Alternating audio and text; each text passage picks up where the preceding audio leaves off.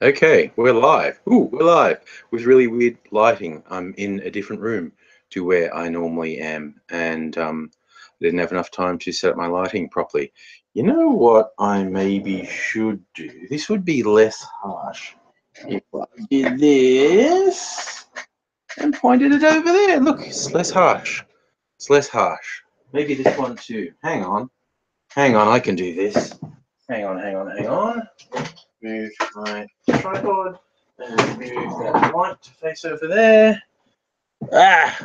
Okay. That's actually probably a bit better. I don't know. I didn't think this light would be so screwy when I started here. Just goes to show, really, doesn't it? You know, you never know. You never know until you know. Where is the chat? I just got to find the chat so I know what everyone's doing. View my channel, and yeah, let's do that. That will be the live chat. And oops, no, no, no, no, no, no, no, no, no, no, no. Gotta do that. Okay. Gaming Freak, Tendai, Connor, and Belinda, hello to you all. Now, we'll just pop out the chat. Okay, so I've got the chat where I can keep an eye on it. Good question. Gamer Freak, why am I not in the kitchen? Arbitrary choice time. I just decided to try a different setting because I set up another, what do you call it? Cable, Ethernet cable, for my internet connection. I'm still not, maybe if this went around here like this, that's a bit better. Look, I'm going to do this. And that's over there. That's actually a little bit better, isn't it? Hey, Heine, how's it going? So, see, this is the spare room, the office, the junk room, boxes that have not been unpacked since we moved in. Hey, Greg and Shelf Warmer. One of my lights is flickering, so that's going to happen and be a thing.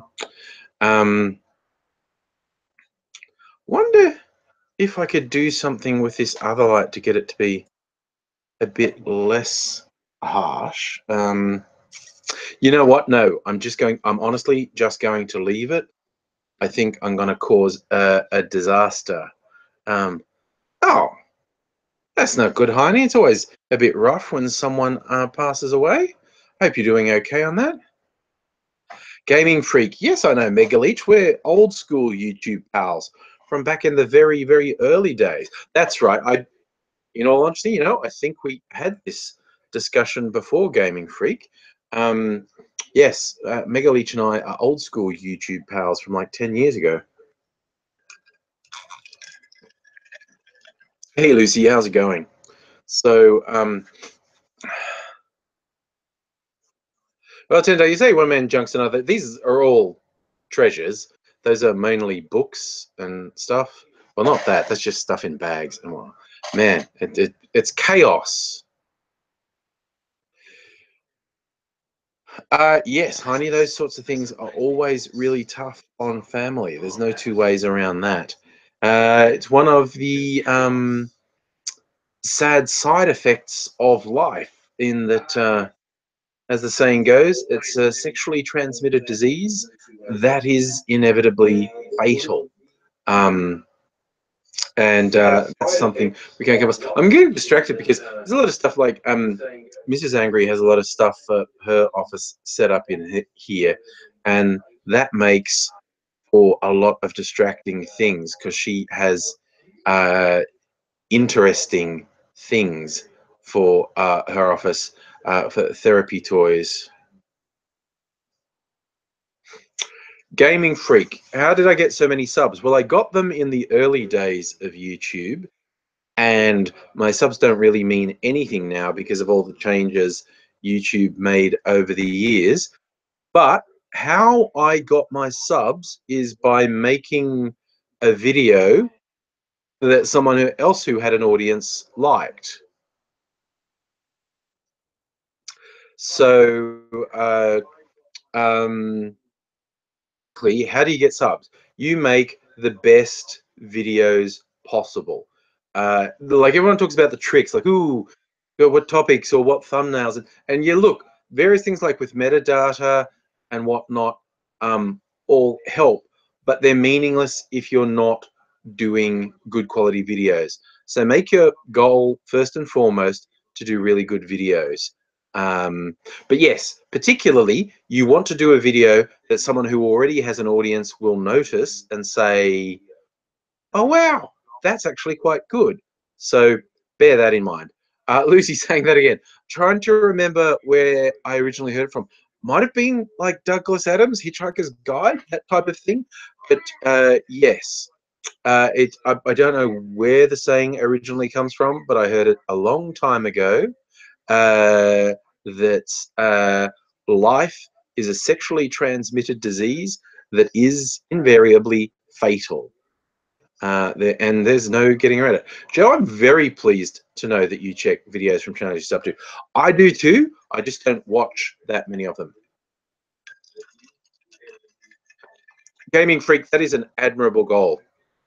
Work on it, buddy. Shelf warmer. Oh yeah, top 10 clickbait videos.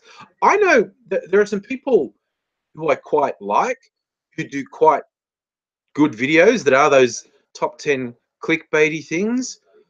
I just can't bring myself to do it. I couldn't do it. I mean, maybe I could. I don't know. Like I said, not to rag necessarily on the people who do it, but it's just not me. Everyone's got to start, Gaming Creek. You start and you keep on going. That's the big thing. Belinda, what am I drinking tonight? Lemonade. What's that you say? That's not lemonade color. Maybe there's caramel vodka in it. Maybe. Who knows? You're not the boss of me. I've been having symptoms of a cold all day. But all through winter, I kept thinking I was going to get a cold. I got all through winter without getting a cold. I had my influenza vaccination early in winter. And then Australia seems to have had its worst flu season in ages. A lot of people dying or getting very serious complications. And I didn't get it. I haven't even had a cold. And I've been surrounded by sick people at work all winter. And I haven't got sick. Every now and then I'd get a cough, I'd feel congested, my nose would get a bit runny and go, oh, this is it. I've been surrounded by these sick people for so long, I'm finally going to get sick. And I haven't gotten sick. But this is a bit different today. The cough feels a bit different. The congestion feels a bit different. In the morning, it'll either be gone, like all the other times I thought I was going to get sick, or I won't be able to get out of bed. So, you know, this might be my last hurrah. My energy levels might be a little bit low tonight. I'll try not to. I'll try to be my effervescent self, but my energy levels might be a bit low. But this might be my last hurrah. I might not make a video for a couple of days if I'm really sick.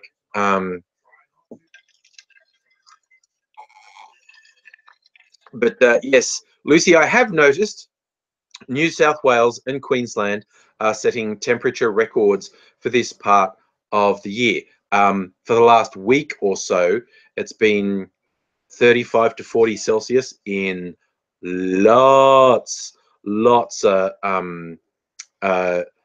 places in New South Wales.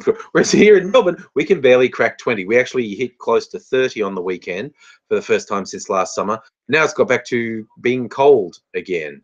Shelf warmer, I've got to say, when I saw that comment of yours, top 10 reasons why Tony Abbott deserves to be punched, I am sorely tempted to do that. I am sorely tempted to do that. And I said on Twitter today, after seeing there's an article where, okay, most people will know Tony Abbott's sister is a lesbian, and so while he's doing all this brain dead and hateful shit opposing marriage equality, he's doing that shit to his sister. But then today there's a story in the media, Tony Abbott's daughter has come out in favor of marriage equality. And all I could think of, it must really suck to have a complete cunt like Tony Abbott in your family. Like, Christmas with the Abbotts is going to be so fucking awkward. That's all I can say. Yeah, the headbutting story was an interesting one. I mean, it was at first. I seriously, I had severe doubts about Abbott's story, but then a guy turned himself in. He's a DJ, called himself an anarchist, and said, I did actually have a sticker saying marriage equality, but it wasn't about that. It was just that Tony Abbott's a cunt, and I saw a chance to nut him and thought I'd never get this chance again. So I went for it. And I stick by what I said, that it was broadly a stupid thing to do. But man, the way Abbott acted afterwards, the real fucking shit Abbott said afterwards about, see, if you think me being headbutted is bad, you have to vote against marriage equality. It's like, he's such a fucking cunt. Like, man, I fucking hate that guy so much. And I hated him more. I thought people go, oh, now I've got sympathy for Tony Abbott after he got headbutted.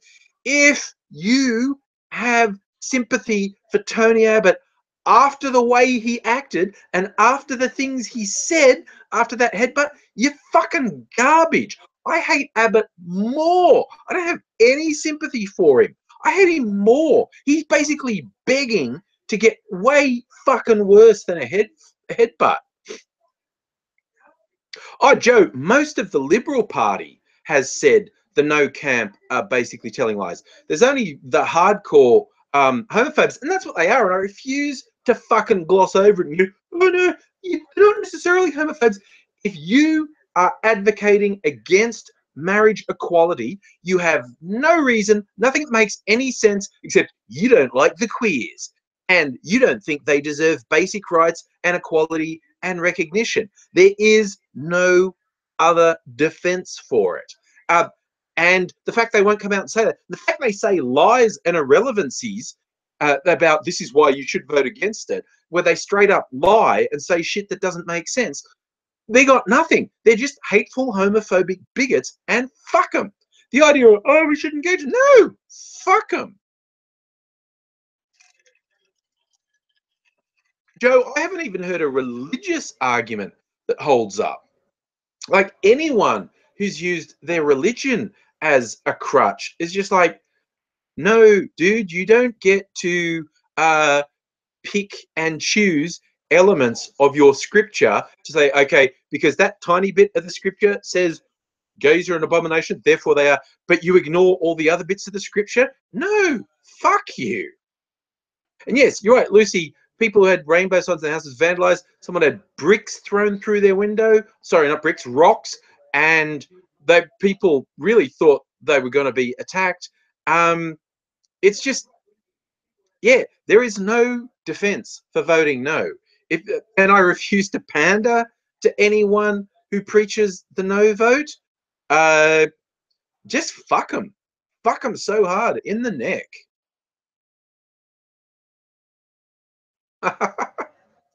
Didn't I? At least they didn't revive a lie printed on a bus. I mean, the weird thing is that the no campaign is nothing but lies. That they've just said, oh, if you're against political correctness, vote. No, that's not what the vote is. It's not about sex education in schools. It's not about any. It is literally not about any of the things they say. It's about one thing. And if the government acts on it and introduces a law, it will do one thing. It will allow two consenting adults to get married no matter their gender or sexuality. It is as simple as that. It is one thing and one thing only. And if you vote against it, you're saying consenting adults don't have a right to have their relationships made equal unless I personally approve of them. And fuck you. If you think you can judge people, if you think this is any different to when interracial marriage was illegal, you're full of shit. And there's the thing, I think the people who would have voted against interracial marriage and the people who voted against marriage equality, the Venn diagram of them is pretty much a circle. And yeah, Greg, you're right. The Catholic Church saying, oh, no, here's our moral argument against marriage equality. You motherfuckers protected child molesters. You motherfuckers victimized the already targeted victims of child abusers. You made the life of abuse victims hell, and you protected and hid the abusers. The Catholic Church has no moral high ground. The Catholic Church is fucked. As your former, we can't try to apply any sense to the MGTOW crowd. Oh, this is a fun one. If you've never heard of them, MGTOW, men going their own way. And this is a bunch of sad, rejected misogynists who've decided, you know what? The problem is women, right? The fact that we can't get a woman is not a reflection on us at all, and women are just bad. So we're going to cut women out of our lives. And they have all these really, really strange, delusional fantasies about how they're the real men, and when, you know, things turn bad, all these girls who turned them down in school will come crawling back to them, and they're seriously sad. Look, I understand feeling rejected. I've been rejected in my life, and it sucks. But you know, the MGTOW crowd are sad as fuck. Hey, Aaron, and hello, Moors and Red Dragon. Um, of all the misogynist groups, you know, you get the MRAs, men's rights activists, the red pill crowd, the MGTOWs are probably the saddest. Men grabbing their own willy.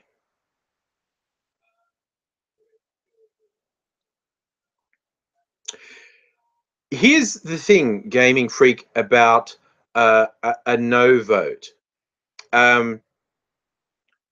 If you, as an individual, think there is something wrong with same-sex relationships, that is your view, and I'm not really going to spend a lot of time trying to change your view. This vote is not about changing that view. This vote is not about forcing you to agree to or support anything.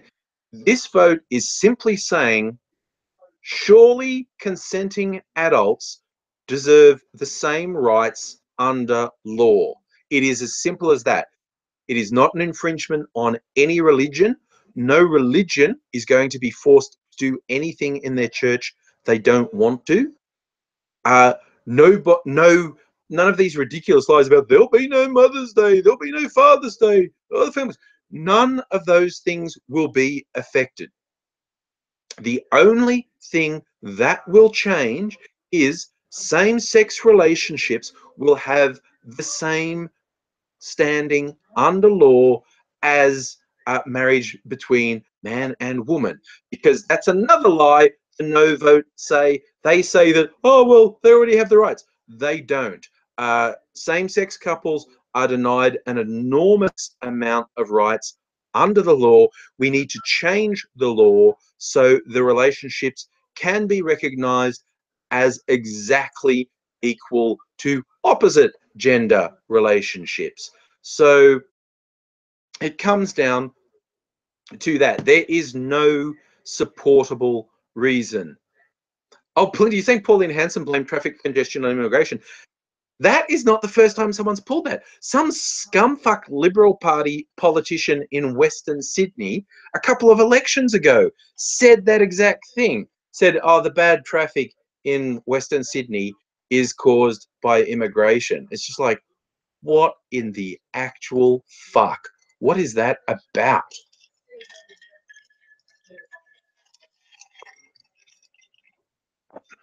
And Shellformer, you say, huh? I can't explain it.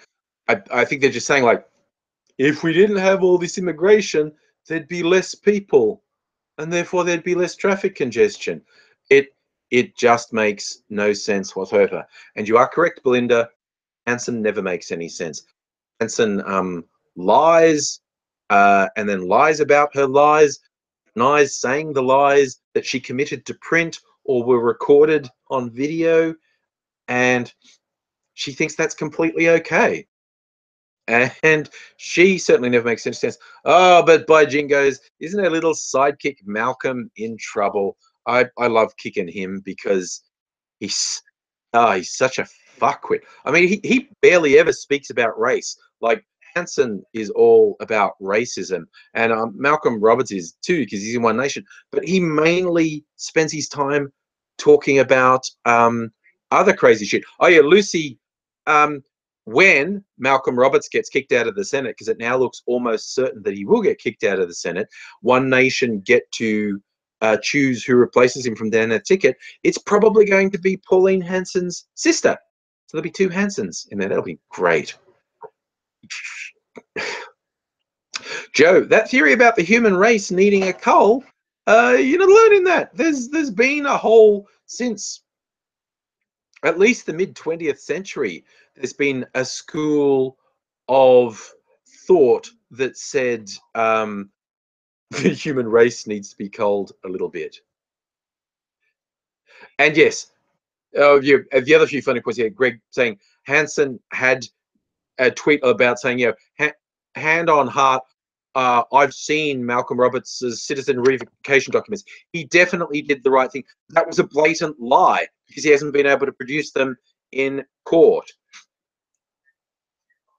Oh yeah, Belinda. Malcolm Roberts looks like the evil neighbor in the 80s movie The Burbs. He also looks like the big head aliens from the original Star Trek.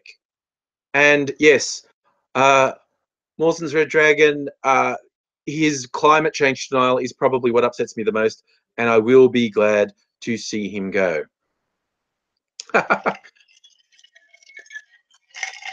Well, Joe, I often said, when I become supreme overlord of the earth, if I had godlike powers, fucking third of the population would be dead in a week. You know, the first couple million would be easy, be people inflicting suffering and pain on others. Give them one chance. Stop now. Stop with the drone bombings. Stop with invading the neighboring country. Stop with the acts of terrorism. Stop with the kidnapping and torture. No, okay. There'd be a couple million dead straight away because they couldn't stop being complete cunts. And then as the days went by, I would just be killing people who pissed me off. And yeah, just smiting. Just and yeah, just stupid as fuck people. I'd just be smiting them. Well, Tendai, Nazi punching day wouldn't happen anymore because I would smite the Nazis. Yeah, Shellformer, you say I should use my godlike powers to make them smarter, but where that falls down is that those people who are Nazis, etc., have all the mental faculties available to them to realize they are wrong, and they choose not to. So fuck them, they get smoten. Safa, well, look, the US Army, the politicians would go before the armies because the armies follow the orders of the politicians. But I'd be all over like, yeah, we don't need armies anymore because I'm a vengeful god, and anyone who crosses a line is getting smoten. So the army can disband now. And anyone who didn't want to, they'd probably end up getting smoten. Okay, Aggro Pixie, for you, we can have a Nazi punching day first before I smite them all. Shellformer, I suspect George Carlin's list of people who should be killed would be relatively similar to mine. Yes. Should Trump and Kim Jong-un sort it out with the jelly wrestling match? That's too dignified for them. That's too dignified for them. Kim Jong-un is responsible for the misery of tens of millions of people. Just get rid of him. And Trump is debasing all of humanity. Yeah, just push him out a high window of Trump Tower, quite honestly. Gaming freak, or we get nuked. Yeah, no, North Korea doesn't have enough nukes to waste on us.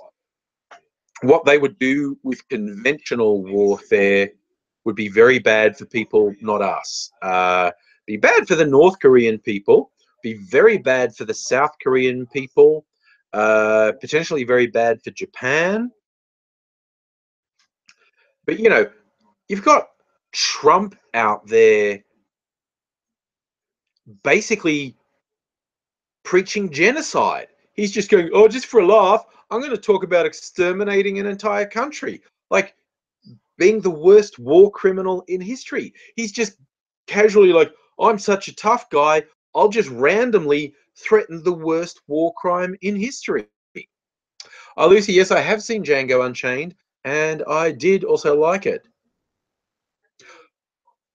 I'll be all right. Hey, good to see you there. Thank you for dropping in from Bulgaria. And you're right, Tendai, there was supposed to be a giant robot fight between the US and Japan. I'm sure it hasn't happened yet. I'm sure we'd see it if it happened. But yeah. Yeah. Oh, Lucy, I did like Django. You know, it's interesting when you look at, I forget who first pointed it out and made me go, oh, that's right. It's like basically for years now, Quentin Tarantino has been making revenge films. There was a whole genre in the 70s and 80s, the direct-to-video days, of revenge films, things like I Spit on Your Grave and a few others, where someone who's been done really badly gets revenge on their killers. And but you look at Death Proof, the Tarantino film, is this guy who is killing women, and he picks the wrong group of women who are a bit too tough for him, and they end up killing him. And Inglorious Bastards is the ultimate Jewish revenge story in that they actually kill Hitler.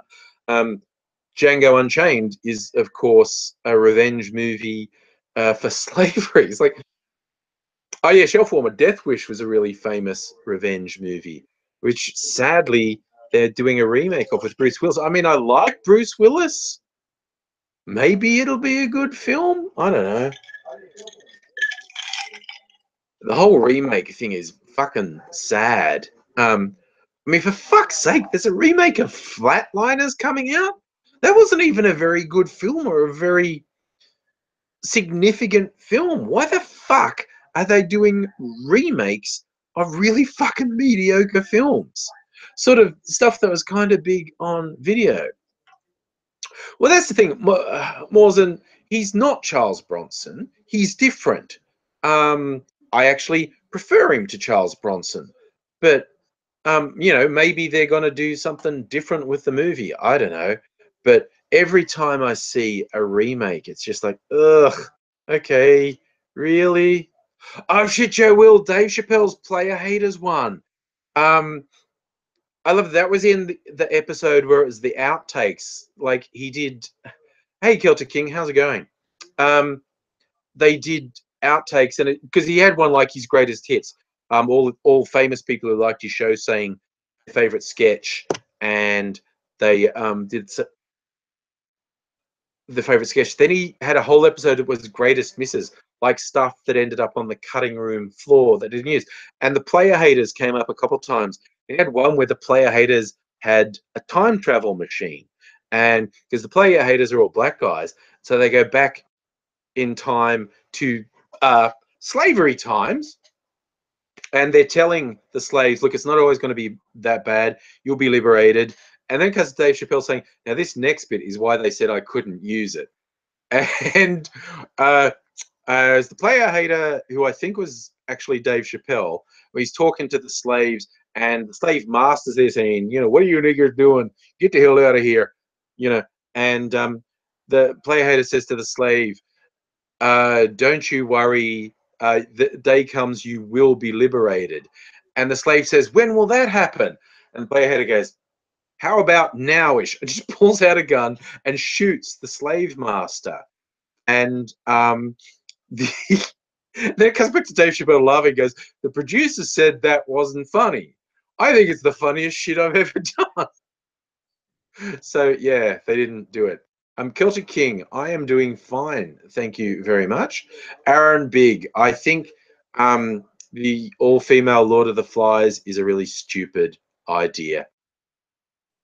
But you know, I don't know. Maybe they'll make a passable movie. I don't know. But Lord of the Flies was all about male violence. It doesn't really make sense in a female context, and it's kind of stupid. Safi, you're right. J.J. Abrams is back. J.J. Abrams is going to direct Star Wars Episode 9, which is pretty goddamn exciting. Joe, the gay chapter of the KKK was kind of funny. Is that Dave Chappelle? I'm having trouble remembering that. I remember the black white supremacist, which was hilarious.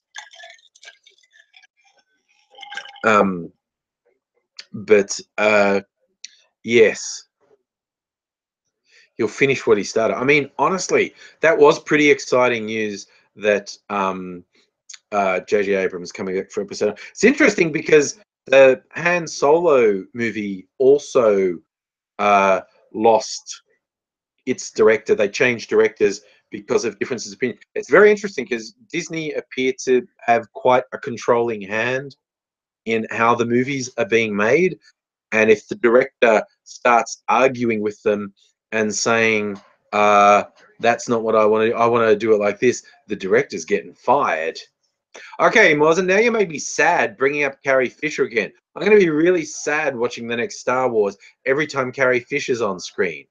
Um, too soon for her. It's like, and even it got even worse when the makers said, well, you know, basically episode 7, you know, centered on Rey, and they more or less said episode 8's going to center on Luke, and they suggested they were going to go episode 9 was really going to focus on Leia, and now they can't do that. And I was like, oh man, Toby, we're talking about Star Wars movies. Oh, Toby, I haven't got the package. They are there. They are there. I almost went to get them today, and I don't know, things got on top of me, and I was going to be late if I went to the post office. So I'll get them tomorrow. So hopefully, maybe I'll do a live stream on Thursday night with the new package. So I thank you for sending that.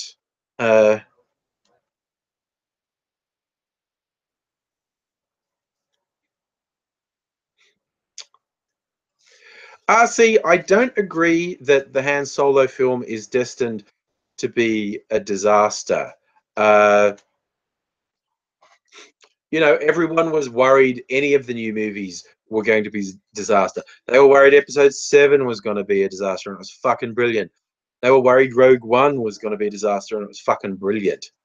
And I think the Han Solo movie is more than likely going to be really good. Might be shit. Any movie could be shit. But yeah. Oh, Lucy, what do I think about recreating characters in movies after they do with CG? I think it's a fucking terrible idea. I think it's terrible on so many fucking levels. And I don't just mean because the technology is bad, like the recreated Tarkin, the recreated Peter Cushing in Rogue One looked. There was just the uncanny valley problem. It just looked a bit shitty. But I'm also they should have just recast it. They should have just had a different actor playing the role. As simple as that. And because the movie studios, they would love, for instance, to be able to make a new Bruce Lee movie. And I think that's a bad fucking road to go down on a huge number of levels. I mean, obviously, you know, you could do animation. That's been done a lot. Animation representing famous dead people, that happens a lot. And I suppose that's what CG really is. But the idea of, yeah, actually literally recreating dead actors is a bit creepy. So, yeah, I don't like it. I don't know. A lot of people like the Star Wars Christmas special.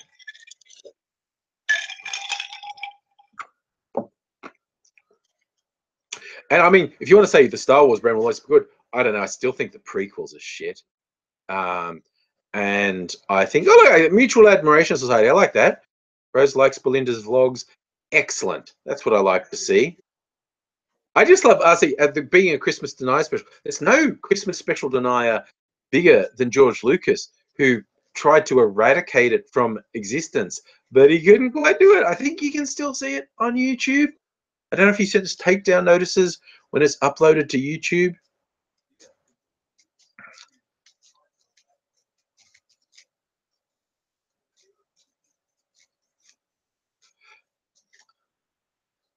Yeah, Shelforma, I think I'm trying to remember if I saw Rogue One in 3D. I don't think I did. But I just think they should have recast the role. Much more sensible answer. They did the CG because they wanted to. They wanted to show off what they could do, and I don't agree with it. Oh, Clone Wars. Actually, lots of people like Clone Wars, and depending which one you're talking about, there was the ongoing CG series Clone Wars, which I've seen bits of. That was okay. It's kind of also the other animated series, Rebels. A lot of people like that, but between when the prequels were coming out, between episode 1 and 2, there were these short form animations released called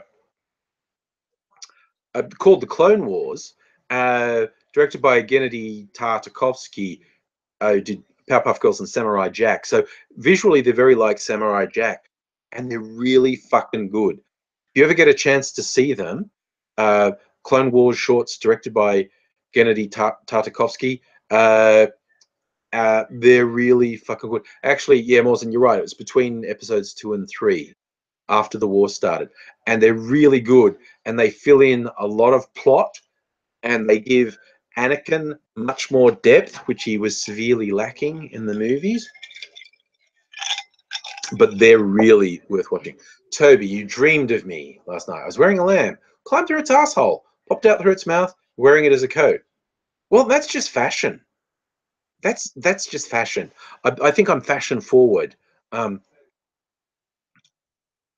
Yeah, Safa, General Grievous was in there, and you find out why he's got emphysema as well. Lucy, I need to watch Samurai Cop. Oh, that sounds pretty promising. Is that a movie or a series? Is it animation? I don't know. I've actually just signed up for Netflix, and that was primarily to watch the new Star Trek. But I also, there's a bunch of stuff I want to watch on Netflix. I've managed just since the weekend to binge watch BoJack Horseman season 1. I've always wanted to watch that, and it wasn't even available on disc. And I love good adult-oriented animation. Oh yeah, Tendai Narcos is on there. I'm thinking of watching that too.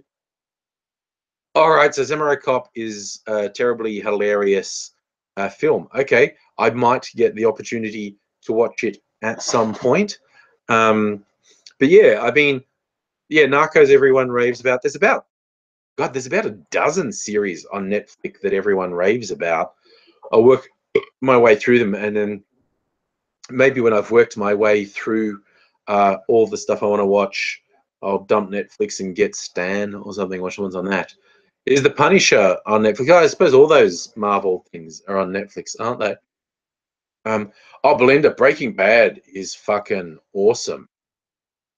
I didn't get into Breaking Bad till it had already been on for 3 or 4 seasons, so I caught them all on disc, and I caught up with it before it ended. And Breaking Bad is a fucking brilliant show. I love it so much. I've got Space 1999 box set. Yes, I'm ahead of you, RC. Space 1999, and UFO, another Jerry Anderson live action series set in the far distant future of 1986, I think.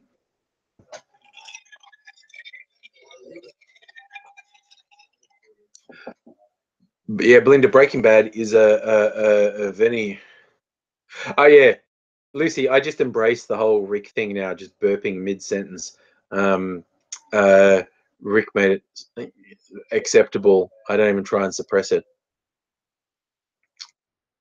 You're right. UFO was very cheesy. If you've never seen it, UFO is a really good show. It's like this Earth Defense League, um, because there's incursions by UFOs, and it actually has some really good stuff in it. Like, it's fun and cheesy, but it actually has some pretty good stuff in it. It's kind of like maybe darkest of the Jerry Anderson puppets. The Marionation one was Captain Scarlet, I think. Um, Captain Scarlet is dark as fuck, because it starts out with this mission to Mars led by Captain Black, and they find life on Mars. They didn't know there was a civilization on Mars. They fucking attack it. The humans start the war with the Martians, and this party all gets killed. But the Martians have the ability to bring people back to life, and they bring Captain Black back to life, and he becomes their that's it, the Mysterons. Um, he becomes their primary agent, and Captain Scarlet is his nemesis. And basically, it's all the fucking humans' fault. Like, it's like, ooh, the terrible Mysterons. We're at war with the Mysterons. But it's the fucking humans' fault. The Earth people started the fucking war. An unprovoked attack. And it's like, fuck. And actually, Tendai, I think you're right. I think there is a CG version of Captain Scarlet. I've never seen that, just the original. And there's some really weird fringe um, uh, Jerry Anderson ones. Because Thunderbirds is the most famous. Captain Scarlet's probably the second most famous. But there's a few others. There's Joe 90, Stingray, and a couple of others. Joe 90 is this weird thing. This kid, I'm trying to remember because I haven't watched it in ages, but I think the kid wears these glasses and then he can read people's minds. And his dad is a government spy, and it goes really hardcore. And they use this kid's power to help them. But at one, there is, I shit you not, this is a kids show. There is one episode where there's a female spy, a femme fatale, who's making moves on Joe 90's dad, and they want him to read her mind or something to find out if she's really bad. But you got this little kid reading her mind, and what she's thinking about is fucking his dad. I mean, they don't show that on the show, but it's implicit. What she's thinking about is fucking his dad. So they've got this kid to read this woman's mind, and all she's thinking about is fucking his dad. It's like so messed up. Oh, you're right though, Lucy. Galaxy Quest is a bloody fantastic movie. The Star Trek piss take movie, but done with love, and it's really good. Galaxy Quest. I remember when it was released on disc. You know how you often get extra features and whatnot. They have this thing with these aliens who take on human form and speak English because they've learned it from monitoring broadcasts. But at one point they sort of say, this is how a language really is. It's this just screaming. It's this high-pitched screaming, the way they normally talk. There's you could watch the movie with everyone talking in their language. So it's just screaming the whole time, which I personally thought was hilarious. Like the bonus feature on the box set for Archer season 1 was the first the pilot episode with a raptor in like a Jurassic Park velociraptor in the role of Archer, and it's just the exact episode with no difference, but except in Archer isn't a human, he's a Jurassic Park velociraptor who just screeches. It's absolutely surreal. I love it. I'm not really a fan of Spaceballs, Lucy Diamond. It's not absolutely terrible, but I don't like it. Like, I think the last good film Mel Brooks did was Blazing Saddles. I think everything after Blazing Saddles was a really sharp drop off. Tinder, what happened to good spoof movies? I don't know. There are bad spoof movies though. Mind you, I like the short form spoof. I like this. I really like the stuff Robot Chicken does. Robot Chicken Star Wars, I think, is hilarious. It's obvious they're really hardcore Star Wars fans. Now they got a Walking Dead special coming up, and because I'm a Walking Dead fan, I'm really looking forward to seeing that. No, see, History of the World Part 1 has some good jokes, but is mostly shit. And Robin Hood Men in Tights, I honestly, is fucking terrible. Like with an occasional sort of giggle, like, but it's so unsubtle and ham-fisted. And these are possibly Family Guy's fucking garbage. I've got I'm not really interested in Family Guy at all. Mawson, I do want to watch Lego Batman. I really like the Lego movie. And I've heard Lego Batman's pretty good. And hello there, Janoria. No, Hot Shots is shit. See, this is me. I'm going to be honest. Now, mind you, just because I don't like anything doesn't mean you can't like it. Taste is a completely personal and subjective thing. But I'm not going to spare your feelings if I don't like it. But okay. Well, Monty Python I find hilarious, but they're not spoofs as such. They're standalone stuff. But like, okay, Hot Shots is like an attempt to catch on the old Airplane movies, which I think is hilarious. I don't know if you remember them, but I thought the Airplane movies were hilarious. Yeah, I think Life of Brian's funny. My favorite Monty Python is The Holy Grail.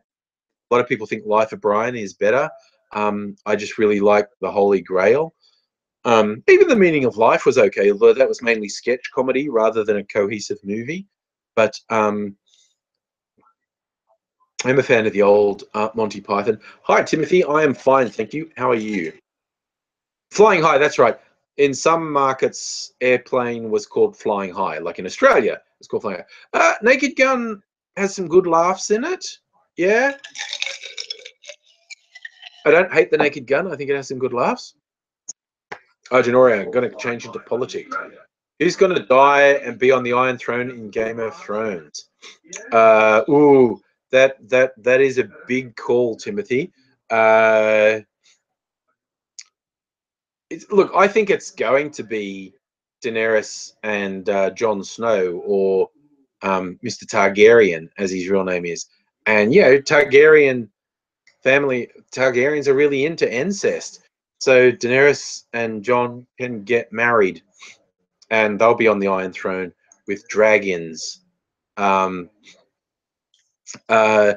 my bold call. Although I really like the twist they put in at the end, when Cersei faked them out and said she was going to help them because her man, the pirate, ran away in terror from dragons. But he didn't run away in terror. He's gone over to to Bravos to get the mercenaries to come across so they can actually be a fighting force.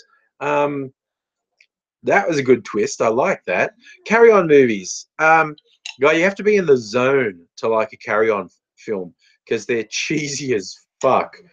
But I don't know, if you get into a particular zone, I think you can enjoy a carry-on film.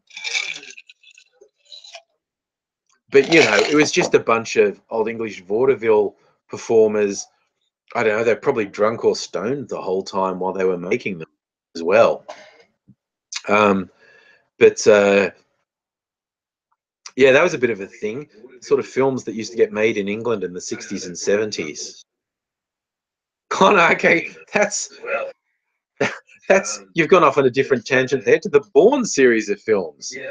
Yes, they're hilarious. I get quite a good laugh out of the Jason Bourne films. Now, actually, as action movies, I think the Bourne films are fine. I think they're reasonably engaging. You know, they're quite adequate action films. I don't hate them. I enjoyed watching them, but then, yeah, they're not like on my list of favorites or anything like that. But you know, I think they did reasonable work with the Bourne films. Oh, fucking hated LOLO. Yeah, no, I didn't like it at all. It was a weird thing, like with all the racial stereotypes they were doing in LOLO, they did the old trick of you can't call us racist because the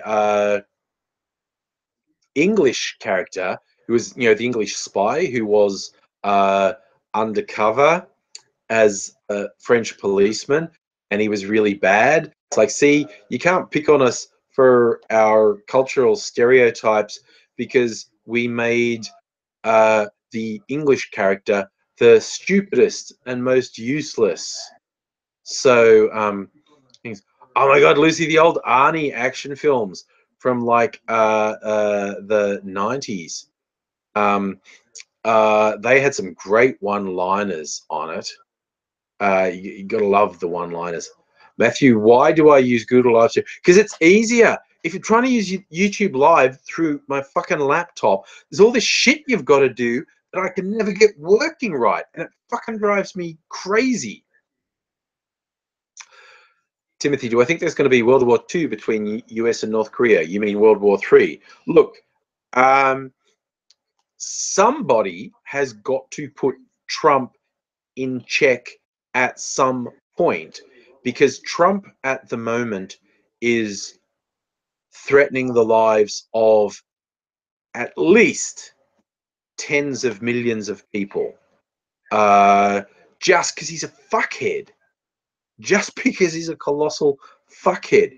He's saying stuff and doing stuff that pushes both North Korea and America into a corner where there's nowhere to go except to do something really awful. Janori, that's what you wanted to ask. Now I'm talking about politics. Okay, bye, Lucy. Thanks for dropping by. Is Trump a cunt waffle fucking wanker? Trump is fucking garbage. Trump is despicable. He's a mean, shallow, venal, narcissistic, greedy fucking piece of shit. He's a liar. He's a racist. He's a sexist. He is fucking garbage. And he is just cavalierly threatening the lives of tens of millions. Even with his own words, he just point blank for no reason said, hey, you know what? I'm considering committing the worst war crime in history by wiping out an entire country. It's just like, what the fuck? What the fuck? Now, North Korea, they're not shy about bloody being belligerent, and they're saying point blank, well, Trump has actively declared war on us. If there's like American warplanes in our airspace, we're going to shoot them down. And it's like, America's not at risk from North Korea, although there would be terrible retaliation if they attack North Korea. South Korea, everyone there's at risk. Japan, China, everything around there is at risk. And of course, it would cascade out of control. It's like someone has just got to grab that fucking moron Trump by the throat and just say, you need to shut the fuck up. You are fucking playing games with people's lives, and not a small number of people. You are literally threatening the lives of tens of millions of people just because you're a narcissistic cunt, and you need to fucking stop. You can hear an echo. Maybe I'm shouting and it's bouncing off the walls.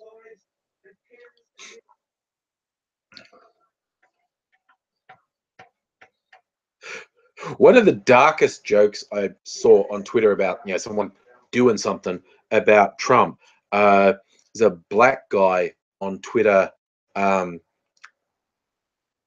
saying, "Come on, we can't let Trump keep doing this shit. Can't one of you white, isolated loners step up and do what's got to be done?" My God, it's just what he's doing is unconscionable, and it's like nothing counts. He can debase public discourse. He can ruin lives. He can threaten lives. He can basically behave in a way that threatens the continued existence of human civilization, and no one just grabs him by the throat and smacks him into a wall until he fucking stops. And at this point, I think nothing less subtle than that would work. Someone has to physically grab the stupid motherfucker and smash his fucking head into a wall repeatedly until he shuts the fuck up. Because you can't appeal to his decency or responsibility because he has none. He's fucking garbage. Fiore, that is exactly the thing. Bye, Toby. Thanks for dropping by. That is the exact thing. At least it's not the black guy. Every fucking insane fucking thing that's happened from Trump's election onward has been revenge for a black guy winning elections. That's what it's fucking been.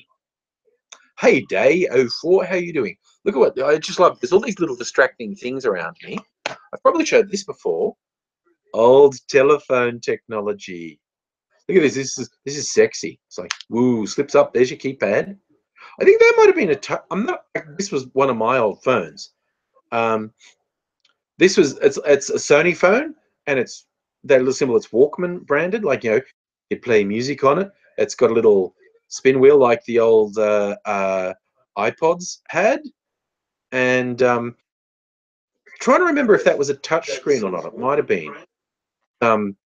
That is a freaking Sony Ericsson right there. Sony Ericsson Walkman phone.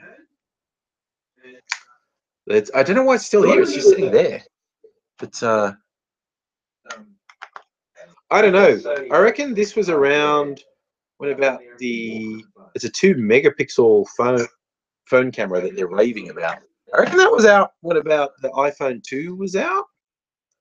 Oh, so that was funny. LeBron just calling Trump a bum, saying the reason people aren't going to the White House is because you've ruined it, you fucking idiot. Okay, Tendai, you have a better memory than me, not a touch screen. Oh, I had a really weird Nokia phone at one point where they were trying to do semi-touch screen and semi-keypad, and the touch screen was fucked. Oh my God, shelf warmer. That sort of shit will get you into trouble. Doing a Photoshop of Trump getting his brains blown out in the JFK motorcade. That's how you choose to pass your time. That shit will get you in trouble. But yes, there's so much fun stuff here. Look at this. I get my big face in there. Blah. Yes, farm animals. Mrs. Angry, for those who don't know, is a ecologist counselor, and she uses these in some of the things. The farmer's got a cow and a cat. I love the disproportionate sizes. That's a full-grown cow, and that's a cat. That's a really fucking scary cat, quite honestly. Yeah, that's not good at all. Most of them are plastic, but mixed in there is a woolen snake. You'll love that.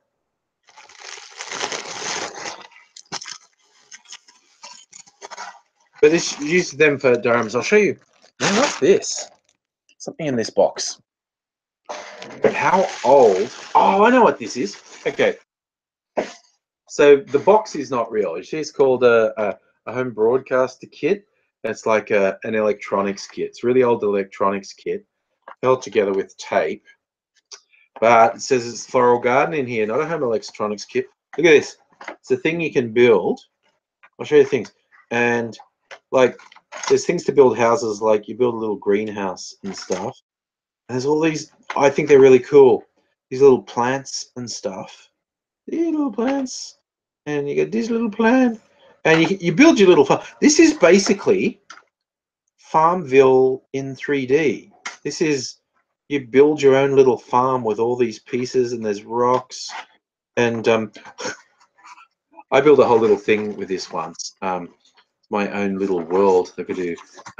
So it's like Farmville from the 1960s. It's real. Yeah, well, Belinda Trump doesn't get head-butted because the American president tends to have a massive amount of security around them. And Trump is hugely paranoid. So he's not going to go anywhere without lots of protection. Joe, will you still use a Nokia 6600 flip? It's compact, practical, and fucking old. Yeah. Timothy, what would have to happen for me to get into politics? Christ, I'd have to be really fucking bored for a start. Yeah, maybe I could, because, you know, I just do the, you know, people couldn't embarrass me. Like, look at this whole old video where he calls people cunts. I mean, yeah, you're a cunt too, you know. I just wouldn't subject my family to it, because I think politics is fucked. I think what it does to people's lives is fucked. Yeah, see, I can't be PM because that's not how the system works. You have to be the head of a major political party to be prime minister, and I'm never going to play that game and work my way up the ranks of a political party. You know, I could be one of those people who gets into the Senate with a really small number of votes, and just by being a fucking loudmouth. Like I'd just go, you know, balls out, handbrake off, and just go crazy. I like that, Dave. The Oval Office has a weight scale under it, so the president can be alone, but they know if something's happened, so they know if another person's somehow got in there. Yeah, look, Joe, seriously, like that's the way in. You get voted in the Senate. Like people get voted in the Senate in a really small number of votes, and you see, being a populist and just, you know, just going, well, I'm not into political correctness, because you get absolute fucking garbage, like that David Lanholm who says he's the Australian Libertarian Party, whatever the fuck he calls himself. He's not a libertarian. He's a conservative old cunt who uses the cover of libertarianism to be a piece of shit. He's not a libertarian, a fucking authoritarian conservative prick. And I'm sure, you know, yeah, if I went out and just started being a loudmouth and going, woo, I'm going to tell everyone to get fucked. Yeah.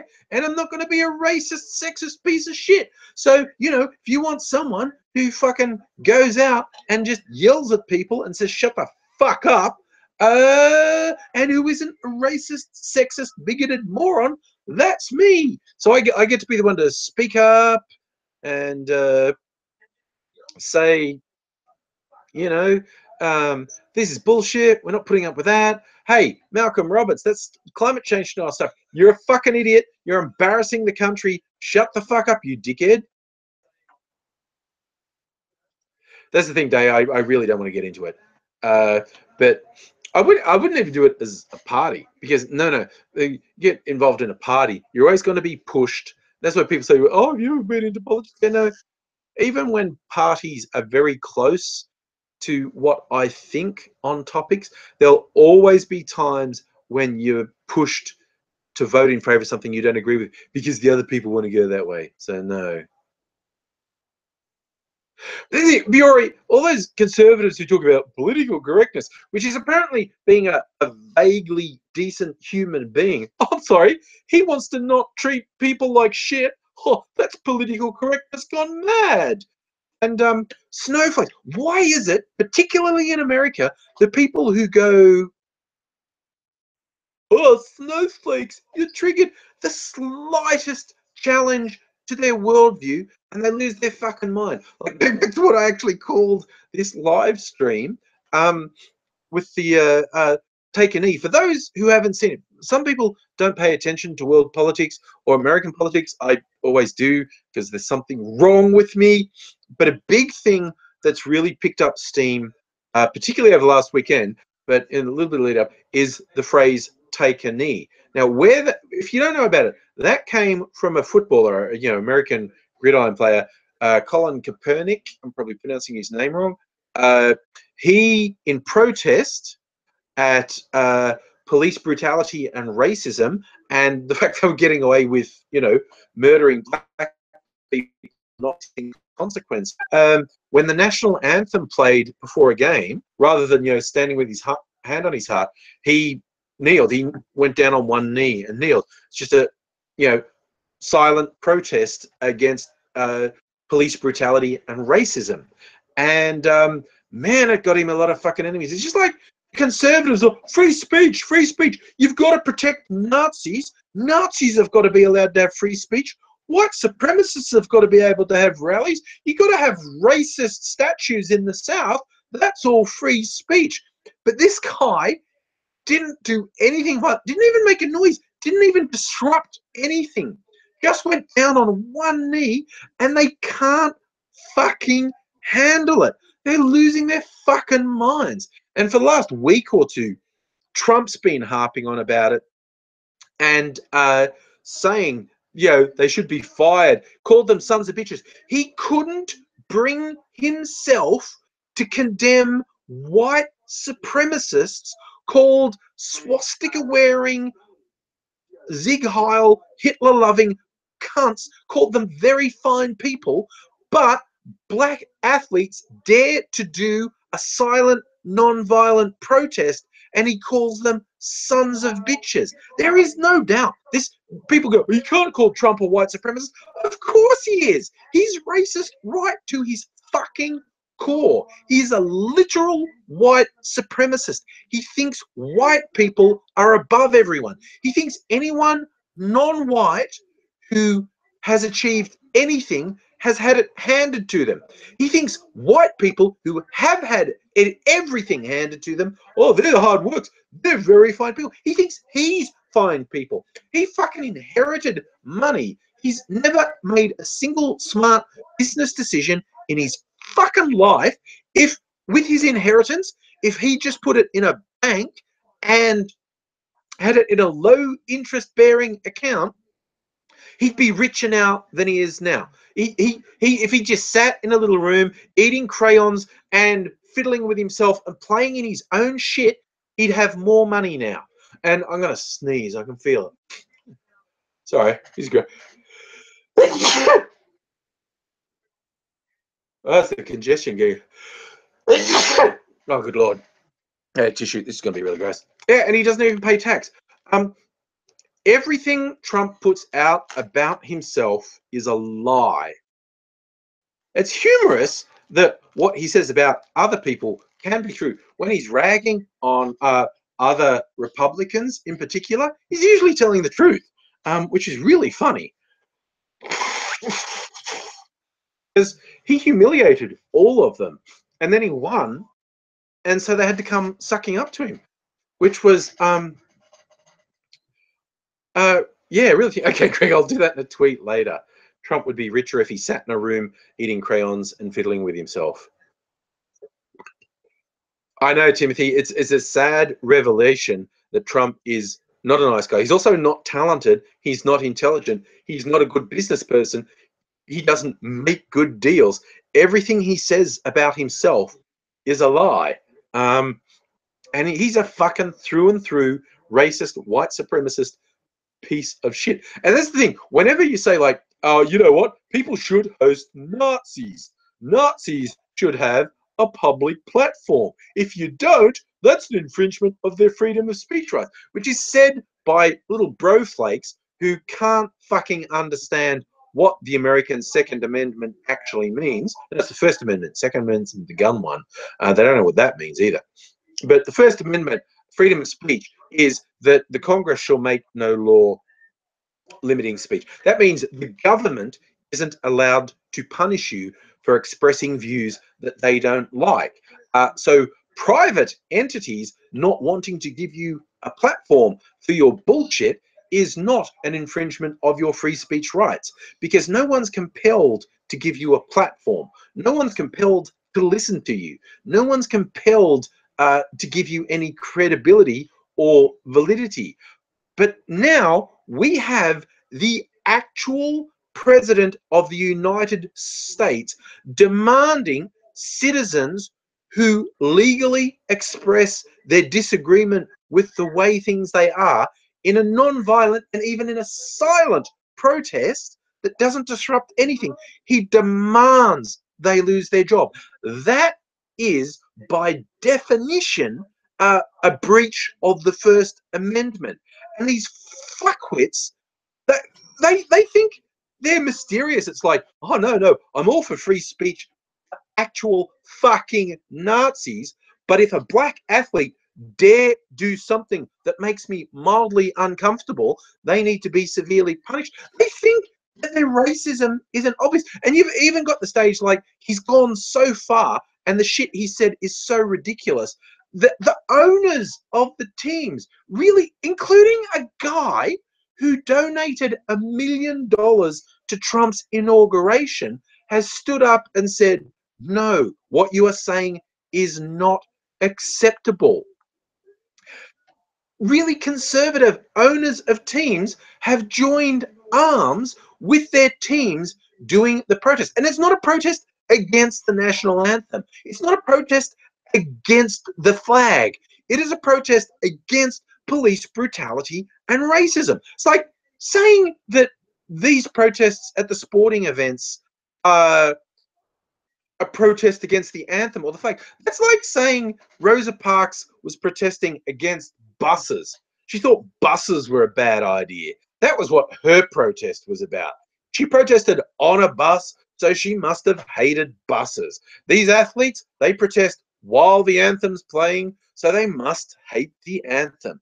It's just mind-blowingly stupid. I mean, okay, do you know, actors are always joining in boycotts and what, actors are the notoriously liberal thing, but really fucking conservative people are going, this is not good. This is not good at all. This is a collapse of the basic elements of American society when the president is shrieking that American citizens should be punished for exercising their free speech rights. That is just fucked on such an extreme level. And that's the thing. This is the people going, oh, respect the flag, respect the anthem. Fuck you, you racist cunt. This is the thing. I just refuse to pander. Well, they have a right to their point of view. It's like, if you weren't out there protesting against the fucking white supremacists in the streets, but you have a problem with these black athletes in a silent, non-violent protest, you are racist as fuck. That is your fucking motivation, and I am not going to pander to anyone. I'll just do, look, what's it called? I've asked this question before, I think. If you go on Twitter and you say something, you're basically saying something about someone, but you never mention their name, like, oh yeah, some people, they'll say they're all up to help you think, but then when the crunch comes, they're nowhere to be seen. But you don't say who you're talking about. That's called subtweeting. And if you do it on Facebook, you call it vague booking. You sort of say, oh, I'm upset about a thing, but I'm not going to say who it is. I'm not going to give away. It's vague booking. So what is it on YouTube? When I go, there are YouTube channels. There are very big, very popular YouTube channels. They talk about issues of the day, but they don't take a side. On YouTube, they don't take a side because they're open-minded. I let you decide. What they're doing is pandering, because one thing they want more than anything is those sweet, sweet YouTube views. And they pander to awful fucking people because they don't know or they don't care where their views and where their money comes from. They just don't care. And they are pandering to fucking white supremacists. Go, oh, I'm just gonna present the facts. I'm not gonna take sides. It's like, no, you're a gutless fucking wanker, and you are pandering to the scum of the fucking earth. I won't hesitate for a second to tell someone they're a piece of fucking shit. Okay, if you don't like it, fuck off. I don't want you on my channel. It should be obvious that I'm not trying to become a YouTube millionaire. I do YouTube because it's fun. I like interacting with people. I like sharing information with people. I hope some people maybe, end up thinking things they didn't think before. They consider things they never considered before. But I'm not here to pander and be popular. Fuck that shit. It makes me absolutely fucking sick. As pathetic. Oh, and by the way, all the people, it's hilarious, all the people saying, oh no, the apocalypse, like, oh, my videos are being called, I'm not getting advertising on my videos. They say I'm not advertising friendly. Man, I'm the fucking textbook advertiser unfriendly. And don't you know how capitalism works? If someone's giving you money to do a thing, and you do a thing they don't like, they might stop giving you money because you're relying on them. And if you do a thing they don't like, they don't have to keep giving you money. It's as simple as that. And people say, oh, and PewDiePie's not racist. It's PewDiePie's fault, okay? Anyone who's upset at videos being made marked not advertiser friendly and the people can't earn money off it, it's PewDiePie's fucking fault because he coasted for years being an obnoxious cunt, quite honestly, just spouting random bigoted things. Jokes, man, just jokes, with a bunch of 8 to 12-year-olds watching him who think that saying things about Jews being gassed is just a thing that you say. It's funny. You just say things about Jews getting gassed because that's what you do. And then when it finally came to public light that this guy making millions off advertisers were basically sponsoring someone to say all this stupid shit. And so if you think it's bad that a lot of videos are being made not advertiser friendly, it's PewDiePie's fucking fault. It's not YouTube's fault. It's not Google's fault. It's not the advertiser's fault. It's fucking PewDiePie's fault. For fuck's sake. Hi Nathan, and bye Day. Have fun back at work. Hope you have a good time at work. I don't remember when I came up with a YOLOG term. Still work. Every now and then I think about bringing the masks back. It's too complicated. I've spent all this year thinking I'm going to do different things on that channel. I haven't really. I might still. Look, Game Freak, it's fine to like PewDiePie, but it's important to realize that PewDiePie's not a victim. PewDiePie's the problem. With the whole thing with people losing sponsorship, losing advertising revenue, it's PewDiePie's fault. He's toxic as fuck, and all the advertisers finally went, should we really be putting our name on someone who keeps making jokes about Jews being gassed, and it's supposed to be okay because it's just jokes? And when he hurls racial epithets just really casually, and it's like, oh, but he's not racist. Well, I mean, there's basically one sort of person who drops that in casual conversation. And I'm not saying he's a horrible person, but I am saying, and I won't shy away from saying this, what he does on his channel is toxic as fuck. And the whole thing with the adpocalypse, people having their videos marked advertiser unfriendly, it's his fucking fault. Tendai, I don't agree that YouTube's silent. I would agree they're not completely competent in handling, simply because, let's get real, I think it's like there's like 1 billion hours of video. I'm trying to remember the numbers. It's either 1 billion hours uploaded a day or 1 billion hours of video watched a day on YouTube. But basically, there's a fucking stupid amount of video going up on the site, right? So it's it's they've got too much to handle. Basically, there's too much going on. They do need to be better. YouTube, Google do need to be better with how they relate to the community. I think they fail on a regular basis, but I also think the whole thing's too fucking big for them. They just don't know what to do half the time. Yeah, Shellform, what was that? Was at the start of one of the episodes of The Simpsons in the opening credit. I was there. They had a Fox News helicopter go past, and the slogan on the side of the helicopter said, "We're not racist, but we're #1 with racists." So it's like you got to have a good hard look at yourself when you're that popular with racists. Timothy, do I make money on YouTube? I was making a small amount of money on YouTube, but at the moment I'm not monetizing any of my videos. And I guess if I ever switch that back on, I'm going to get a whole bunch of "you're not advertiser friendly." Yeah, I'm not going to stop swearing and shit.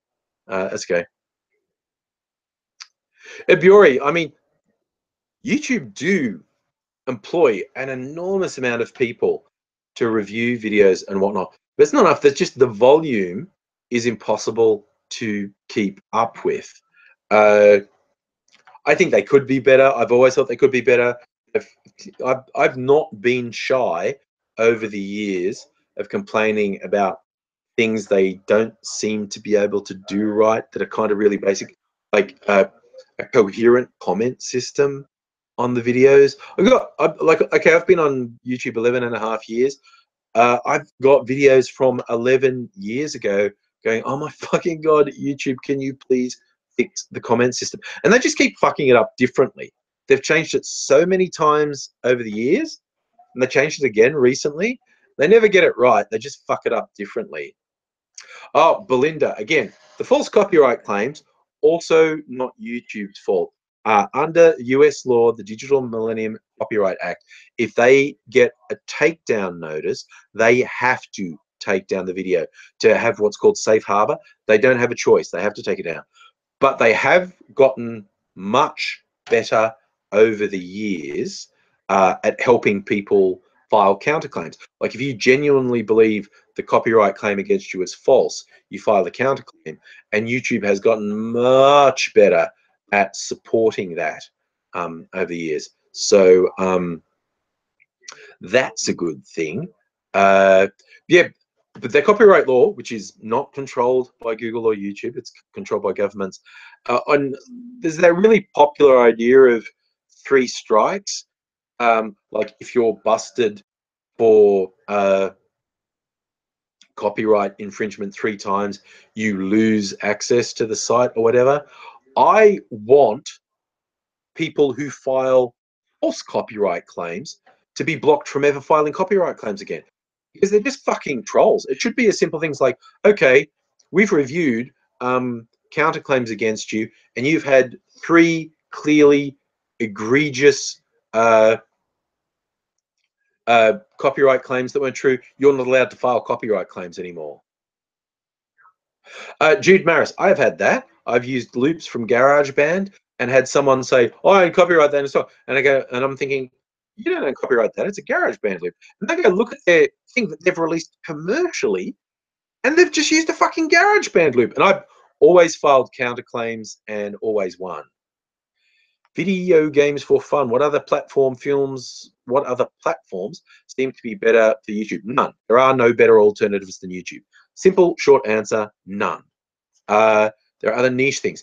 If Facebook ever started paying independent content creators and protecting independent content creators. Oh, they're all for protecting big copyright holders, but they actively reward people who fuck over independent content creators. If Facebook ever did those two things, paid independent content creators and protected independent content creators, they would give YouTube a serious run for their money. But Facebook are a bunch of cunts, and they are liars, and they're not doing that.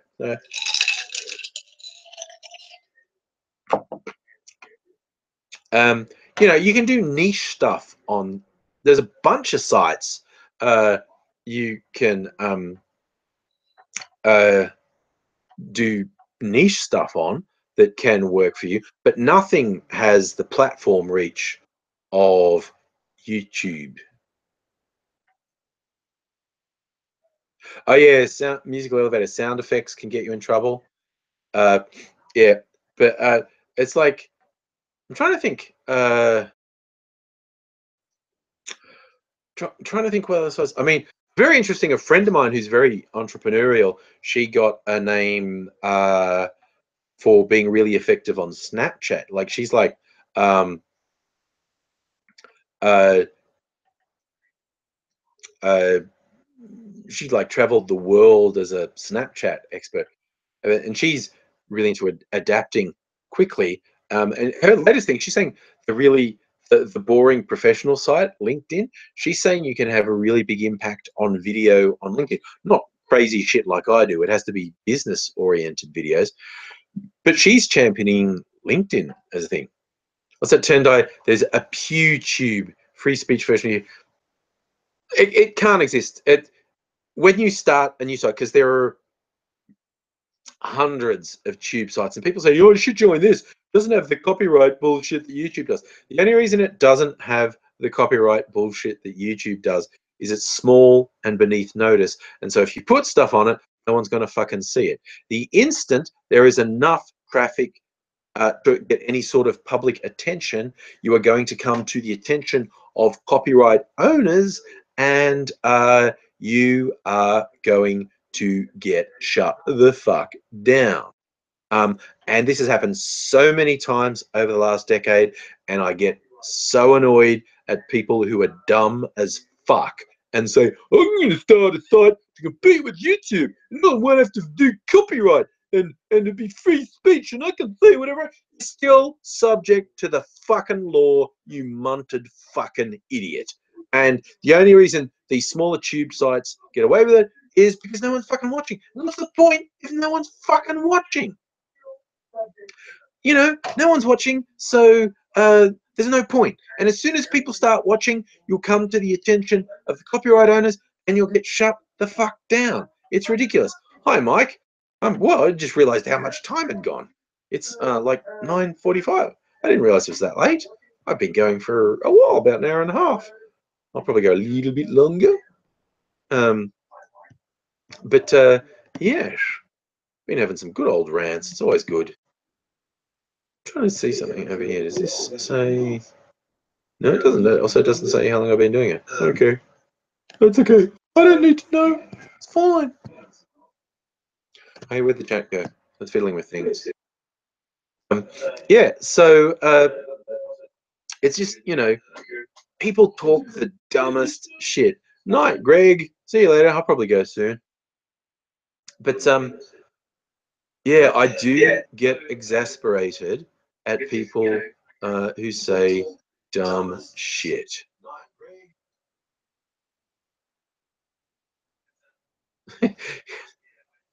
Can you write lines for being late, Mike? You're going to have to go back and watch it later. Yes, I'm on my laptop. Dude, actually just noticing I'm in a different room. This is an experiment. And this is basically our storage room.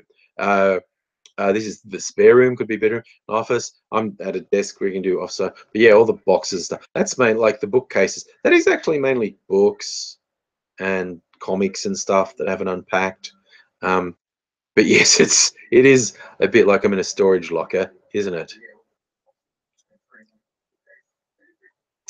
But yeah, basically because I put in a new cable from my modem to here, so I could do this, and not bad. Although where the cable's running, it's a little bit of a tripping hazard, but no one's going to come through the door, so that should be okay. Joe, there's always a mic hunt somewhere. Ugh, Celtic King, a lot of stuff. This is like ridiculous. So, I mean, what is there? There. Yeah, that is actually that stuff on the shelves is mostly books and comics. And I threw out a lot of stuff when I moved. I mean, a fuck ton of stuff. Oh, I didn't throw books out. That would be wasteful. I gave them to a Goodwill store, one of those charity stores that have books, and gave them huge fucking boxes of books. Um, and I realized I'm such a hoarder with books. Some of the books I had been carrying around since I was a teenager. And I thought, okay, that's probably a bit stupid. So yeah, I passed them on, and I kept ones by my favorite authors, people like Neil Gaiman and William Gibson and a few others. So I just kept some books by my favorite authors, but I actually got rid of 90% of my books. I mean, like if I was going overseas, like for a long time or permanently, but I guess I'd have to sell my DVDs as well. Um, Even if I sold them for like $1 or $2, I'd probably make quite a bit of money because I bought quite a stupid amount of discs over the years. I like artifacts. I like physical things. That's my age showing, I guess. All you young kids today that you just want digital things, I like artifacts and physical things. I've got my comic collection goes back to when I was collecting 2000 AD comics in the late 80s and into the 90s. So yeah, my comic collection starts with my 2000 AD and Judge Dredd comics. Aaron, do I still have the Cats That Paint book? I think so. I think we might have kept that. Um, but I haven't actually unpacked the books. I don't remember what's still there. I got to do that. I was actually saying that on the weekend to Mrs. Angry, like one weekend we should have like a working bee where we unpack boxes, because we've got bookshelves and the books are still in boxes. So we just need to unpack them and put them on the shelves and be a bit more fucking human. Oh, this room's a fucking tripping hazard at the moment. I've got my lights. Uh, the lights. That's my tripod that I shoot videos on. But I don't think I did a particularly good job with the lights in here. Before I put my floodlights on, the overhead lights were just really yellow. Like when I switched on, I was doing a test thing. I was like orange. It was like bright orange. It was really bizarre. But yes, Joe, that is a very good point about digital formats of things. There's always a danger that they go out of date. The format's not supported anymore and isn't readable. But of course, books can get wet and get ruined. Books can catch on fire.